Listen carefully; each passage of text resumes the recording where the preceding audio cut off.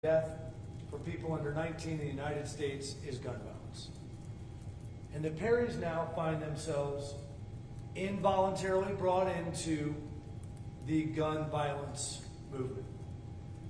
They didn't ask for this. All these two wonderful parents did was raise a kind, humble version of the American dream.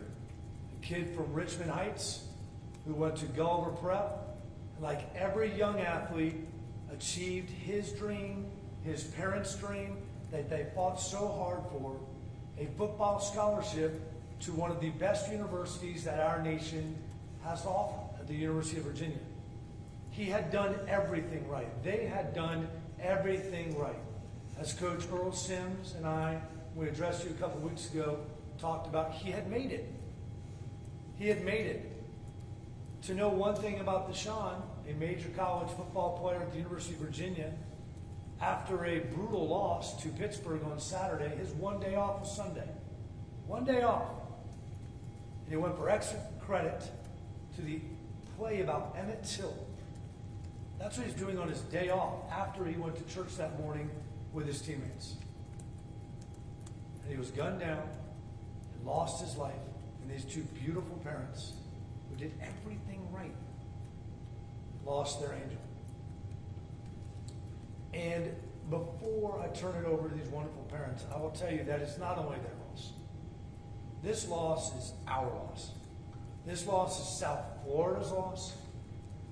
Deshaun Perry was a hero to young kids throughout Sunnyland Park, Richmond Heights. He was a kid who made it from their community, that not only made it because of football, but made it because of academics. Made it because he loved something maybe as much as football, with the arts. He was going to graduate this spring. We all have lost, and we continue to lose if we don't do something about it. And the Perrys are going to talk to you about their wonderful life and Deshaun, but also where they want to go from here. So I'm going to turn it over to Happy to talk to you all, and then Sean will follow. Good morning. My name is Happy Perry. I am the mother of Deshaun Perry. I'm here to stand in the gap and for my son who was killed in Virginia, and to be his voice. My son was a loving, caring young man.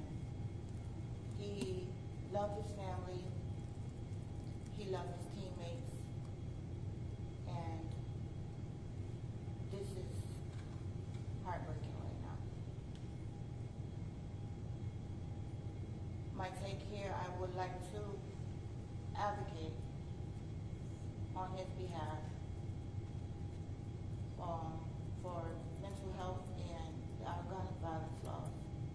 I'm asking that the football world takes a stand and join us in this fight. I'm asking that all social media outlets be taken and become a part of what we're about right now. And it is gun violence laws, mental health awareness, so that we can put a stop to what's happened to my family, and so that it won't happen to other families in America.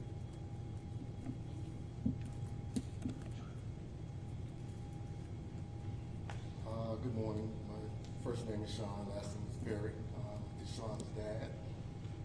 Just want to follow up what my wife is saying. We're here to advocate against gun violence and mental health issues that's going on with. We're asking the college football world to stand with us. If you take those Heisman candidates, they have a huge platform. They can stand with us with sensitive gun laws, make a statement, just let them know that they're behind us. Just give a voice to their voice. There are thousands of voices out there. So we are very, very heartbreaking right now.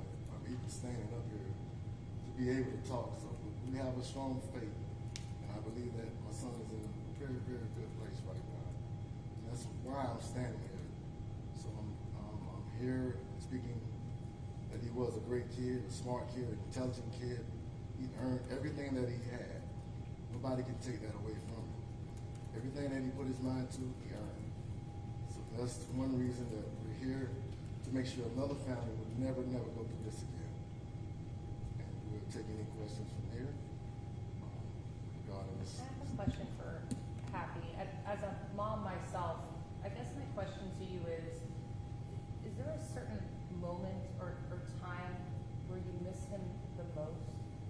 And why that moment?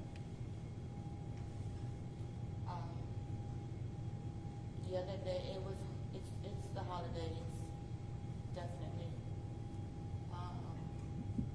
We were trying to put up the Christmas tree to give a little bit of hope in the house.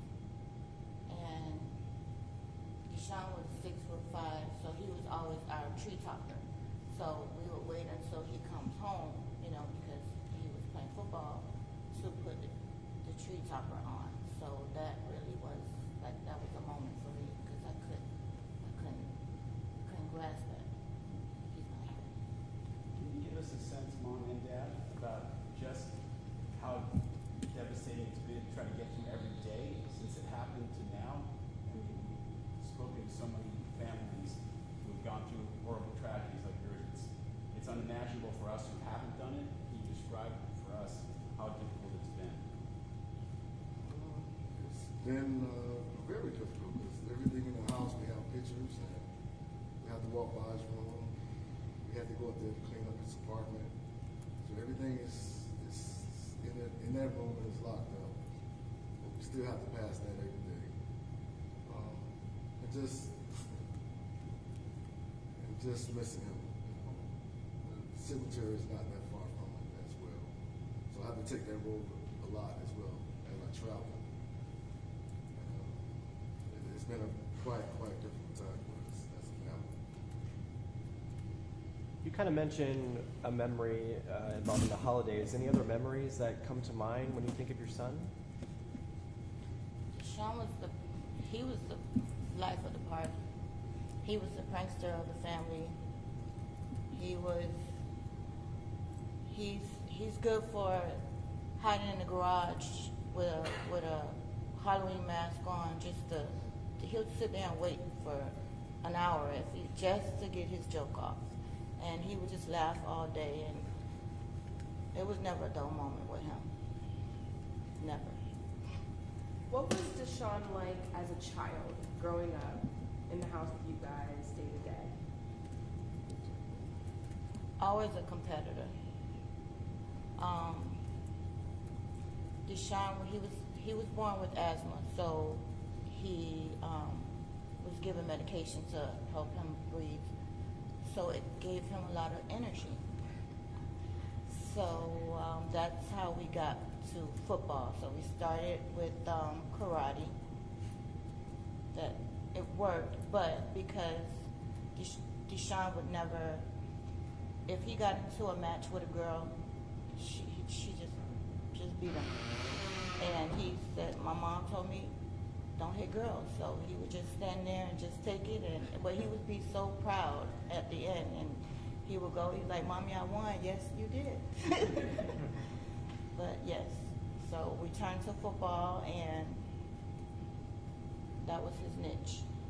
How proud are you of the fact that he was involved in so many things beyond football at UVA? Just like to go to see a play by Emmett Till, he was involved in social justice causes. And so were his teammates who tragically died that day, from what I've read, right? Yes. Right. I'm very proud. Even in high school, he took up arts, and that's where he really got started. He just took off once he got to college. So he was very involved. If you didn't know Deshaun, you wouldn't even talk about football off the field. You wouldn't even know that he was a football player. Because once he gets off, he's just a regular old kid. He would talk about more politics. He would talk about religion. He would talk about anything other than football. So we're very proud of who he became as a young man, as a leader. And he was just a great guy, great young man, which I'm learning from him as well, as a dad. I tell you how much I'm proud of him. For people watching later, what would you want them to know about your son, and what would you say to the community in general? Deshaun loved his community, and everything that he did to make us proud. He would come home on his breaks, go to the local parks, throw footballs with the kids, go back to Gulliver, help out coaching, his coaches, go to the elementary school that's right around the corner, play basketball with the kids. So he was just a fun, loving young man that did everything right. And this is a horrific. In 6 months before he was ready to graduate from college. And as we speak, when he wanted to come home this year for Christmas, he wanted to put together a bike drive. So we're actually right now, as a family, we're trying to get that going for him in his name and his honor to give back to the community. So that's one of the goals that he was looking forward to coming home this year for this Christmas. I guess the last question I would have is just for our lawmakers. You now join so many, unfortunately, other parents who have lost their loved ones to gun violence. Maybe now you're getting, unfortunately, more familiar with the arguments they've made and the legislation that has not passed. If a senator or one of our lawmakers is watching this right now, what's your main message to them? We need to change gun laws. Change them. We need more stipulations. The red flags were there, and this young man was still able to purchase a firearm. And that in itself is a red flag for our nation. So there was issues with him, mental health issues or something that he should have been red flag? Is that the point? Well, there was, he tried to buy a gun twice illegally. Once he was underage, another time because of his criminal record, it was red flagged, he wasn't able to purchase. But then a couple months later, at the same gun seller, he's allowed to buy the weapon after 2 previous illegal tries.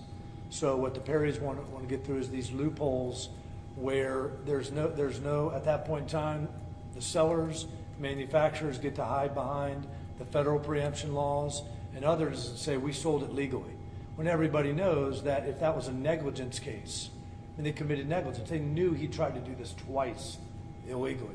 The other issue that the Perrys have talked about is obviously the University of Virginia. He was on their radar. There had been information relayed to the university that he had guns on campus. He lived in student housing. They started a threat assessment, which showed that he had not reported prior arrest, which is student conduct violation. He would not cooperate and talk to them. At that point in time, they should have gone into that student housing, which they had every right to do. And he had multiple guns in his student housing apartment. And so the threat assessment was not conducted correctly. They could have removed him from campus well before this incident. And I will say that, you look at Happy and Sean right now wearing and proud to wear their UVA colors, and the University of Virginia gave Sean his opportunity, but they made a mistake. But it'd be naive to think that there aren't guns at the University of Miami right now, student housing, and that there aren't students at any school in the United States who have mental health problems that just went through COVID. We've got a huge mental health issue in this country, and all our politicians do is use it as an excuse when there's a mass shooting. They don't fund it. So what's unique about this incredible family is they recognize that the assailant who took their son's life had problems, but he didn't get the help that he needed. And when you have those problems that we have throughout this country, and you have unfettered, easy access to weapons, that, when those two things collide, is why we have 40,000 gun deaths every year in our country. So one thing that they want the University of Virginia to cooperate with is not only acknowledging what happened here, but be a leader for our colleges and universities who all have this problem going on. Every single one. There's a small school in Ohio right now that has this problem. There's a kid on that campus who's disturbed and can easily get a weapon. and that tragedy can happen there, and it has happened. So those are the areas that they want to go into, and they really want the college football world, much like March for Your Lives after Parkland, the influence that college football players now have with all the changes with their platforms to say at every university, help us with this problem, to the students, to the other players, because our generation has failed. I'm maybe happy you could talk a little bit about the letter he wrote in 8th grade about violence to everyone, just to show the foreshadowing that he. Well, I received a letter from his 8th grade teacher at the Gulliver Academy, and he noted that there was an issue with gun violence, and that his faith leads him to understand the ways of the world and not to go astray. But at the end of the story, it said that everywhere he goes, he's gonna let his little light shine. So that speaks volume, and that was who he was. Everywhere he went, he wanted to leave a light for everyone. What would you suggest to other parents that may have kids that are having mental issues at this point? Get involved or try to, keep an eye on it, make sure this doesn't happen to another family? Mental health, for me, sometimes is shunned away, and parents don't get the help get the help for their children that's needed. When you see the red flags, seek help. Seek help. Because not only it may not, it may be, it was my child this time, next time it could be yours. Mr. Haggard, are you filing a lawsuit at this point? And if so, against who?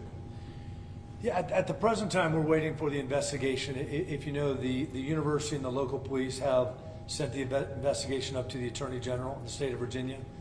They've appointed a council to investigate. We're actually talking with them this afternoon to find out more about their findings.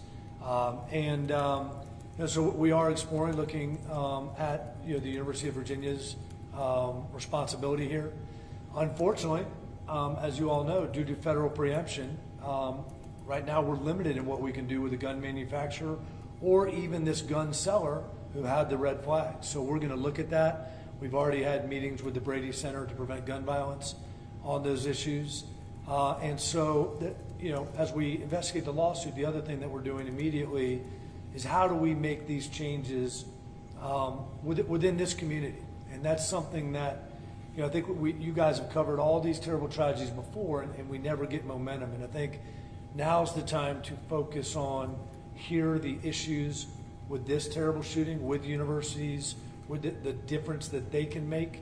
But again, at some point in time, there has to be the lifting of the restrictions, not only in gun control measures, but the liability of gun manufacturers and gun sellers. Automobiles don't have this problem. When we had an exploding Pinto, there was a lawsuit, there was a verdict, and Ford changed the car. When you just think about automobiles and all of us, what we do to drive, the license we have to get, the tests we take, the training. Nobody has to do that for a gun. Just go buy it. You don't have to do anything. You don't need a license. You don't need to be trained. And then look at what car manufacturers do. We could stay here for 3 hours. Talk about the safety measures in cars. You could talk about with your iPhone. You could leave that here. I can't get into it. But you could leave your Glock there, or you could leave your AR-15 there, and I can go use it. But I can't use your iPhone. Smart technology is easily accessible and adaptable for guns, which you could think about would eliminate all secondary crimes, meaning a stolen weapon, meaning a found weapon, meaning straw purchases, like that. But that bill's gone nowhere in Congress. So those are things that not only the Perrys, but we can rattle off the names. You all have met them and covered them. That's what Manny Oliver's trying to do, what the Beagles are trying to do, what all the Parkland parents, what the Columbine parents, the Sandy Hook parents, the Pulse parents. We could keep going. And that's where we find ourselves. So unfortunately, the Perrys are now aligned with all those families. but they're willing to take on the fight. Any other questions? Anything else you want to say about Deshaun?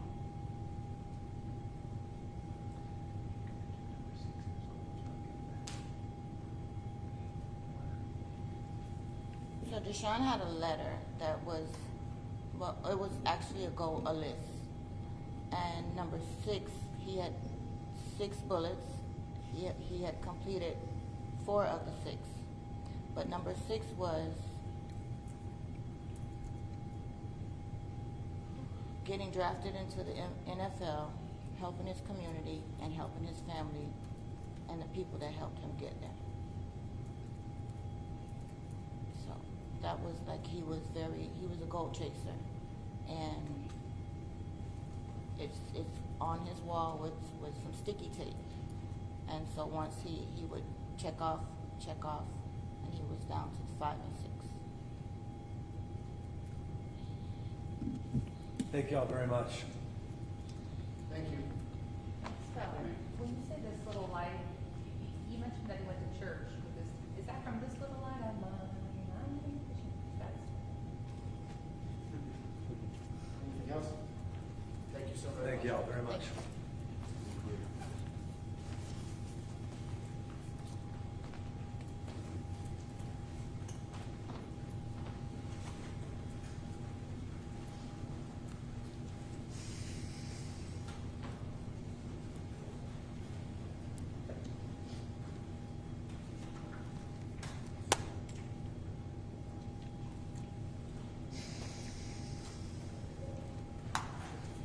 Everybody, that letter, the 6 points, or the sticky thing, it's on the wall.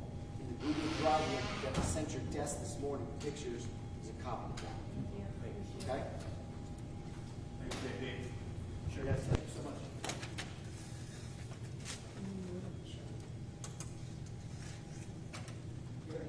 Gary, I'm gonna come back, set up an email, be able to send it out what you wrote. Got it?